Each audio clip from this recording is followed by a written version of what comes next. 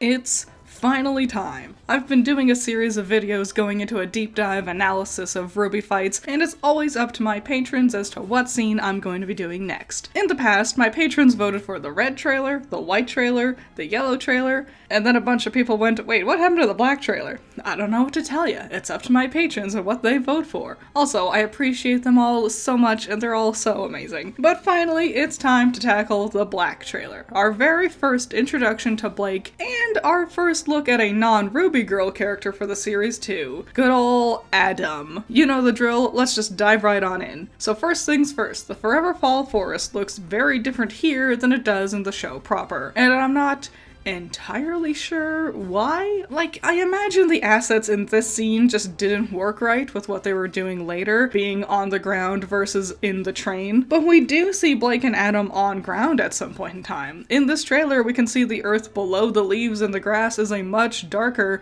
basically pitch black color, just like the bark on the trees. In the show, it's all one solid layer of red leaves on the ground, and the tree bark is just normal brown. Most noticeable to me is the sky. In the trailer, it's a soft reddish color. In the show, it's just blue. We could be forgiving and say that the black trailer actually took place at like dawn or sunset or something, and that's why the sky is this color. But to touch on a bigger topic, I think RWBY kind of missed out on playing around with the fantastical settings of their world. Like, we already have a forest that's always red. Why couldn't the sky get to be a neat color along with it? But that's a topic that would require its own video, and besides, the forest isn't the only thing that looks different here. Blake! She has a technically different outfit here for this trailer. In the show, her leggings are black on top and fade to purple down by her shoes. In this shot of the black trailer, that fade is gone, and instead there seems to be a much lighter purple stripe going down the sides of her leggings. I admit it's a pretty small change, but I think the fade works a lot better. It helps to divide her shoes from the rest of the look. Also, it means we get to see that splash of purple no matter what direction she's facing. With those stripes, we would lose that splash of color whenever she faces straight forward. The really weird thing, though, is this only seems to be the case for the very first opening shot. In the rest of the trailer, she has her normal fade like we usually see in volumes 1 through 3. I wonder if this opening shot was made much earlier on in development, and then afterwards they updated her model, but didn't want to reanimate this opening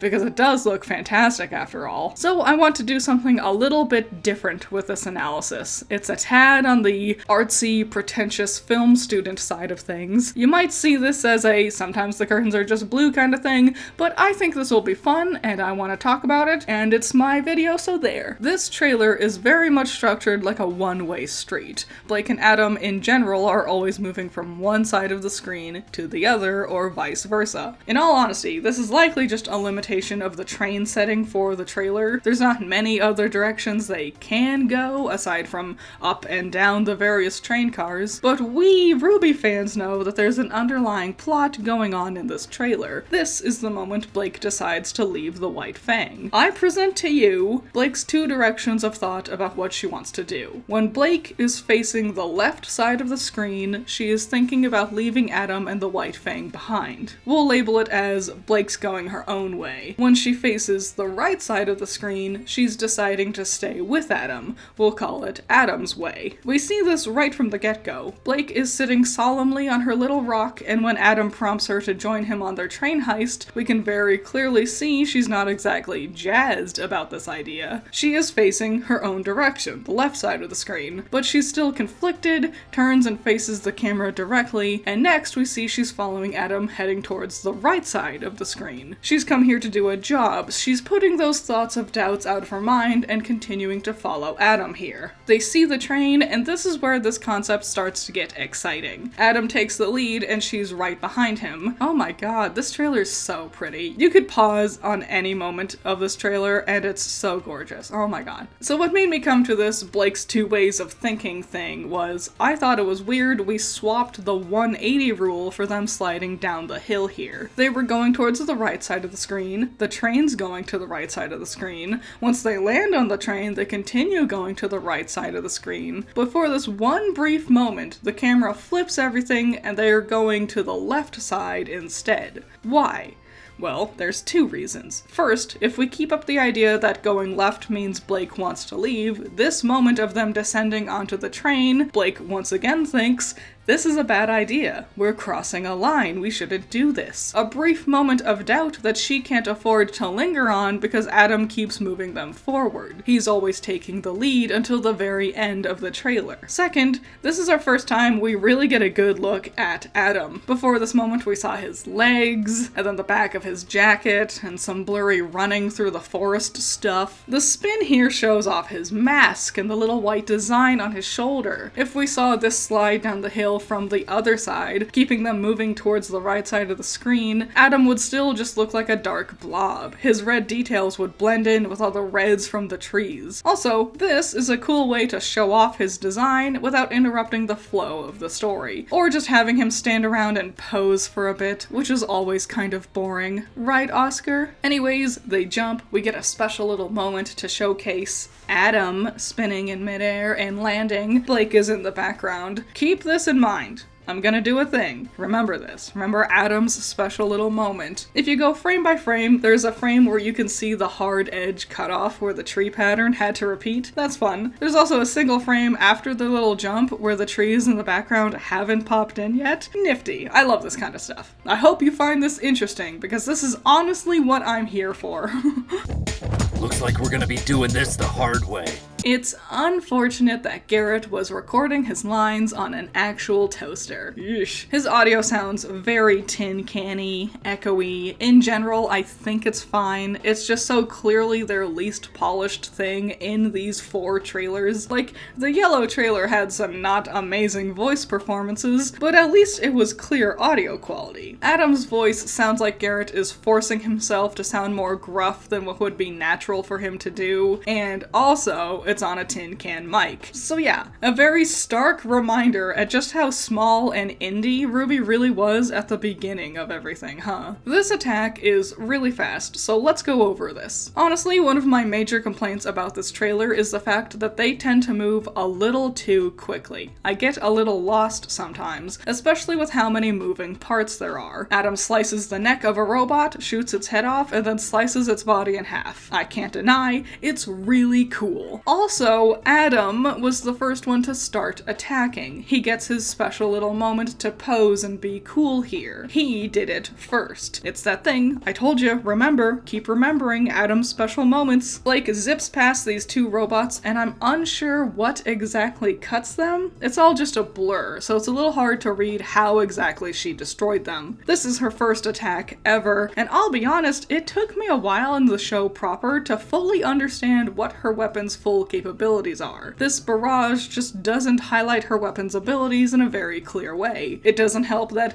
everything's really dark in here. Like, the background and her sword and gun are all really dark on top of each other, and her hair tends to get in the way of all that stuff too. If you go frame by frame, Adam's hair tends to flow so much when he moves. It's hilarious. Blake's emblem has a red shine on it for a single frame. I wonder if initially it was meant to be a reflective material. Adam does a crazy one-legged spin to slice 2 robots, while Blake twirls beneath his strike. After a couple more hits, they finish the robots they're fighting. In general, if you pay attention to the robots who aren't currently getting their circuit boards rearranged, you'll notice they tend to just stand really still. I don't think most people notice or care because Adam and Blake are moving around so much, and it always feels like the action is continually moving forward with them. A couple of stationary robots don't feel distracting when so much is going on, especially during full speed. It's just much easier to notice when you go frame by frame, you know? Blake starts to do a backflip and Adam spins again, and for a couple of frames, their shadows go away, like off of the floor. Weird. I wonder if this was a compositing or rendering error. This is another problem that made the flow of action a tad hard to follow. You'll see this throughout the whole fight. Every time the camera cuts to a different angle, everyone is always in a slightly different position. Here, our first camera cut, Adam's legs are swapped, the robots in the background have changed positions, and the robot on the right behind Blake is in a completely different pose and is facing a different way. They kill off the robots, Blake's arms snap a little bit to get into the cool pose she makes. It's on screen for seconds, so you'd never notice it normally, but interesting. Machine gun hands, yippee! So before we cut to machine gun hands over here, Adam was facing away from Blake, and there were still 2 robots in front of him. After machine gun hands, all the extra robots are now gone, including any of the dead ones who are still on the ground. And now Adam is right next to Blake, which is how he can dive in front of her to block the bullets so quickly. Also, I think it's a little lame. She was just striking this dope pose, but then once again, Adam cuts in front of her and gets to do the big, impressive bullet blocking thing. If we're sticking with our side of the screen theory, Blake twirls around all throughout the fight, perhaps displaying her swirling emotions, fighting with herself about what she wants to do. In the end, though, she always goes along with Adam, usually to dive in to help defend him from something. Anyway, she jumps into the fray, and it's so cool. Blake's strikes are extra impressive because the burst of purple stands out so much against all the red and black of the background, but also she gets such great moments of lingering in midair or posing coolly after a big moment. Adam's very stilted in comparison. I've watched this trailer at least 1,000 times, and I'm not exaggerating, but I have never realized she was unsheathing her sword here. Literally, going frame by frame. Just now, for this video, I only just realized this. The way her hands are positioned, it doesn't bring attention to the very slight unsheathing motion she's doing. Her arms are crisscrossed weirdly, which doesn't help highlight the moment, and she was already doing big twirly-whirlies just before this. I always thought this moment was to show off her cool, calm, collected expression. Show us how she's not bothered by any of this. After her uncertainty in the beginning, this was meant to show she is confident and capable. Her tiny, hardly noticeable unsheathing of her sword was not what I ever focused on. Also, it doesn't help that it just blends into the sheath color palette-wise. She does this crazy mid-air twirl, and it should be physically impossible, but hot dang, she just looks so cool, so I'll forgive it. I will say, I think the explosion from the robot happens a little too late and kind of doesn't look amazing. Like, it looks too foggy, you know? So Blake zips forward to wombo combo a bunch of robots. When this trailer first came out and we didn't know anything about semblances, apparently some people thought her shadow clones were just like an animation error. In general, I think it looks fine, but here, during this barrage, yes, I understand that sentiment. They don't look like clones. It hardly even resembles her here. It just looks like a weird after image that didn't fade away properly. Something about this whole moment we've had with Blake, they play around a lot with things getting up close to the camera. Her hand or flying robot parts. It definitely sells the idea of the 3D space we're in, despite how linear their actions tend to be in this trailer. When Blake spins, if we go frame by frame, there's a moment where her emblem is illuminated like orange, and then she continues her spin and it's illuminated yellow. I assumed it was the glow from the robots making the red color on it before, but I don't know what could be making it look yellow here. Maybe the lighting for the scene? Once again, between cuts, all the characters change position. There were 2 robots mid-fall, now there's only 1, and it's completely fallen, and Blake's entire body is posed completely differently. Oh yeah, also, hyper nitpick, her ribbon just constantly clips through her body. I honestly don't mind it though. It has a much nicer looking flowing effect to it. I think the way the show proper does it these days looks much worse. While they do succeed in making sure it doesn't clip through her model or hair or anything too often, it also usually looks really stiff. I would prefer this method, honestly. So after all those shadow clones that just look like an afterimage, here with her final burst on the last robot, she has a full body shadow clone. I imagine the inconsistency is also what was throwing people off in those early days. Adam flying in to kick the robot out of the train car is such a dynamic way to shift the setting for the fight, not only getting us out of the slightly claustrophobic feeling train car, but also having the environment change slightly makes it feel like there's progress being made. It's not like the red and white trailers where their one fight was all they needed to worry about. Blake and Adam are advancing through smaller fights to get to their big finale. Now that we're we're outside, the characters play around a lot more with going vertical, a straight upward vertical slice from Adam, while Blake launches herself up and over everything. We've seen them in close quarters when they were expertly dancing around each other. Now, let's play around with seeing them let loose and go all out. Lots of times, we'll see the arc of the weapon, and then a frame or two later, the after effect will come in. In current day RWBY, the effect is layered on top of the weapon and moves in real time with it. I think this method works slightly better. It makes it so I can clearly see the weapon when it does the cool thing, and we still get that big impact from the flashy after effects afterwards. Nowadays, the effects tend to obscure the weapons rather than highlighting their trajectory or power, like how we're seeing here. Punch up close to Blake's face to tell us, the audience, she's getting ready to do something cool. It's not always just about being cool, you have to lead the audience into it too. You need various moments of pause to highlight the character's thought process, otherwise your cool stuff is just gonna feel like white noise. Oh my god, hold up, Blake's gonna do my favorite thing ever. This altered my brain chemistry. This is the coolest thing I've ever seen anyone ever do in anything ever. I love it.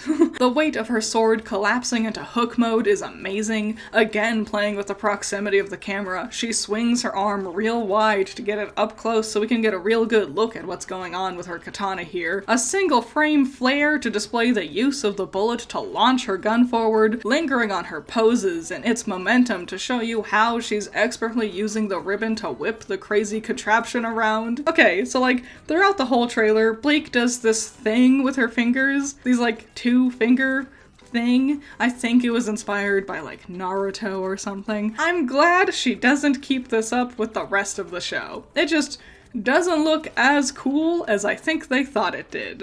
Lots of cool fighting. Honestly, nothing much to say. Their moves are big and bombastic, easy to follow thanks to the less dark backgrounds now. I will say, towards the end of their barrage, Blake does this tiny little kick and kicks a robot towards Adam. When she does the kick, Adam is in a ready to strike pose, but then the camera cuts and he's suddenly less prepared looking. Again, it's that continuity. He also kills the robot in the dumbest way possible. He tosses his rifle, grabs it behind his back, and then reaches around behind himself and unsheathes in like a really awkward looking way. It's like, come on, dude. Back to Blake's conflicted direction on which way to go. So they open a crate. Smartly, they don't show us what's in the crate. One, it leads to a bit of a mystery, you know? This was meant to entice the viewer into checking out the real show. Eagle-eyed viewers might recognize the Schnee logo on the crates if they watched the white trailer, but at this point in time, we didn't know exactly what was being shipped. A cool, intriguing element for the audience to piece together while watching the show proper. Second, it meant they didn't need to bother modeling the inside of the crate or any dust vials. Work smarter, not harder. Anyways, they do that. Blake now is facing right towards the camera again, where Adam then says he's ready to start murdering innocent people, and she turns to the left. Once again, we see that uncertain expression like in the beginning. All those worries she's been pushing out of her mind throughout this turbulent events of the fights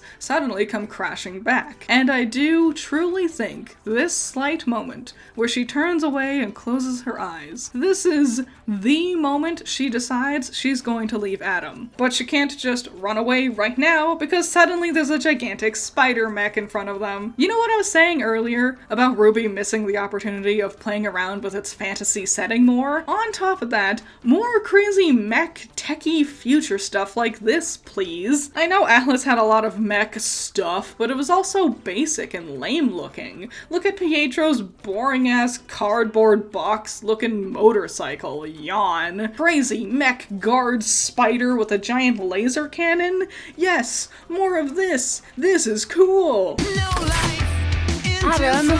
Wow, it never really dawned on me. This was the first time we hear Adam's name. Erin's delivery is a little weird here. I think she's supposed to sound more concerned, like, Adam, what do we do? Instead, it kind of sounds more like Blake is kind of annoyed with him. Adam! She also totally vanishes once the bullets start firing. Oh, look at her little feeties as she dives into the fray. Aw. I think she jumped past the bullets or maybe blocked the bullet. The effect of the impact is so bright, I can't really make any specifics though. Which is another thing that leads to why this trailer was harder to follow than the others. The effects really cover up a lot of the characters and their weapons, making it hard to really know what they're doing. I love her stumbly little run. It really shows the impact of the bullets around her. Like the terrain isn't steady anymore, and it's a nice detail. She flies in like a cool guy, then it kind of just bonks her, like doink, there you go.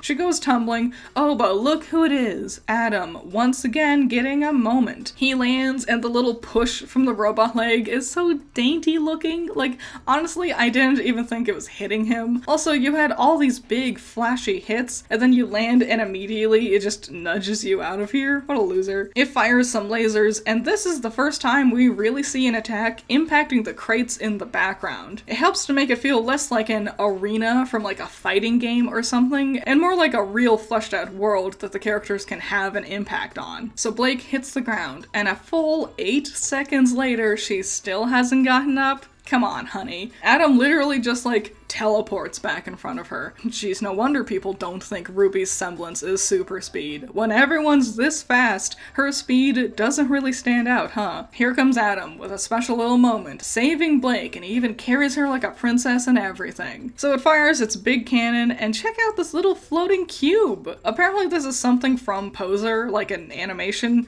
thing. If you go through the inconsistency pages on the Ruby wiki, these little white cubes are absolutely littered throughout Volume 1. When Blake runs up to buy Adam some time, her wrist totally snaps. I love this. I think I've accidentally answered my earlier question I had. When you go through frame by frame, it becomes a lot easier to see that the trees in the background are just flat images. That's not a 3D model. It's a picture. I'm guessing that's why Forever Fall ended up looking so different in the show proper. When she twirls up and above the spider mech, this angle really shows how all the dark colors in this trailer can really blend together. Her hair, clothes, weapon, ribbon, the floor of the train car, parts of the spider mech, they're all pretty indistinguishable from each other. In real time, it can make the viewer feel a little disjointed, or like they're having a hard time really keeping up with the actions of the characters. Here's a crazy thing. For some reason, her face and the rest of her body have completely different lighting on them. I imagine there was some sort of lighting setup that was working with the textures on the models differently. Presumably the body is modeled with a separate texture than her face, and for some reason, the elements in the scene that's affecting her body just isn't working right with her face. It's fascinating, especially since this only happens during this barrage against the spider mech. I'm wondering if it was just a rendering error. She briefly gets the sort of gloopy, almost ink-like shadow trail with her hair. I wish this stuck around for the show proper. Really, I wish every character got a lot more special little trails with their big attacks, rather than just Ruby. It's just such a unique element for the show, especially in these original trailers, and it would be a cool way to help the show stand out visually against the others. When Adam yells at Blake to move, there seems to be a layering error that's barely visible on the far left side of the screen. I'm pretty sure it's the prior shot of the mech going into full cannon mode. They just didn't seem to line up their files properly when editing their shots together, it seems. Here's a unique crossroads for which path is Blake going. She's going left, and this is the only time during combat where she definitively goes left. Yeah, the spider mech pushes her that way, and during the barrage with the robots, she goes back and forth a lot. But this is the only time she's committing to going this way on her own accord. But she sees this as her opportunity to really leave Adam behind. She needs to help destroy the mech, and while he's getting ready for the final blow, this is her opportunity to finally escape. And that final shot, that third and final time we see this sad, uncertain expression, it's when she's finally saying goodbye. goodbye. She's facing the left side of the screen and cuts ties with Adam and the White Fang. The black trailer is so standout to me, because there's such a clear conflict with Blake's inner emotions, but because of the bombastic nature of their train heist, she never really gets a moment to slow down and linger on these thoughts. She has to make these on-the-fly decisions, and it's paired beautifully with the somber piano playing out the final moments, where she fades away into the background, not going left or right, she's just going away. Goodbye. That lip syncing did not match up, I'm sorry. Goodbye. Goodbye. You know, maybe I'm crazy, but it kind of looks like she's saying, I'm sorry, right? Goodbye. Goodbye. Do you see what I mean? Is that what you think? What do you think? Am I crazy? So anyways, Adam got the big glory shot of the trailer, and it's finally time to start talking about all those things I kept telling you to remember. All the moments Adam was the important, special one for the trailer. We need to be real honest with ourselves. This is the Adam trailer. Not Blake's trailer. Adam is the one taking charge. When he gives the orders, Blake follows them. She often waits or asks for him to give directive before jumping into the fray. Adam is in the lead. Adam gets special moments where we highlight his abilities, like landing on the train, like initiating combat. Meanwhile, Blake is in the background and always comes second. Even her great big glamour shot at the end. In Ruby's community, the moon pose is a really prominent and iconic element of the show, often getting referenced and utilized in fan trailers. It's the part where the girls are up in the air and does a super cool pose, usually in front of the moon. Blake's moon pose is on screen for seconds. You barely get any time to really appreciate it. And even then, it wasn't even a big grand final hit against the mech she was fighting. It wasn't even the end of her barrage against it either. No, instead,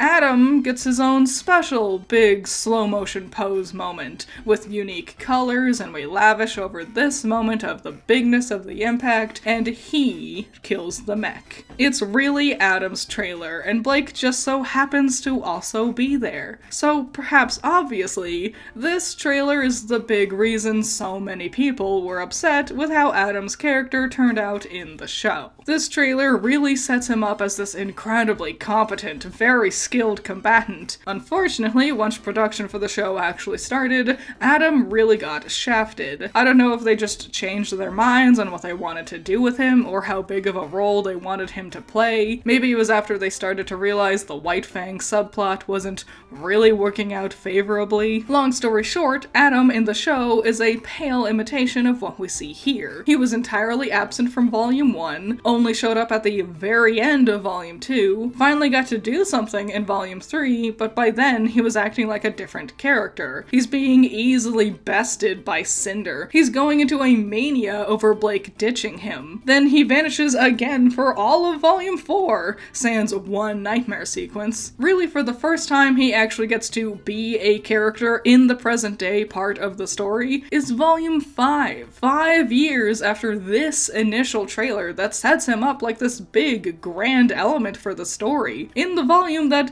notoriously had the worst writing, rushed animations, all of which culminated into turning Adam into a joke. And then next we see he dies. I think it was a really big mistake to have so much of this trailer focus on Adam and his abilities. Perhaps this is easy to say in hindsight, but it's silly to spend so much time and energy jazzing up a dude who vanishes for more than half of the volumes he lived through, especially because these trailers were really meant to show the main characters, the Ruby girls, and Blake doesn't get that. She's shafted in her own trailer, and honestly, she doesn't even get that for her character short in Volume 5 either. That one focuses much more on Ilya's story, and Sun gets all the cool action poses. Blake, throughout the whole of the dang show, can't ever get to really shine by herself. She always has to let someone else take the spotlight, or needs to be stapled to someone just to convince herself to keep moving forward. And I don't think it's an intentional character trait either. Right here, from the very beginning, beginning. Blake has been a secondary character. Anytime she gets to shine, she gets overshadowed by the others around her. When these trailers first came out, this was my least favorite,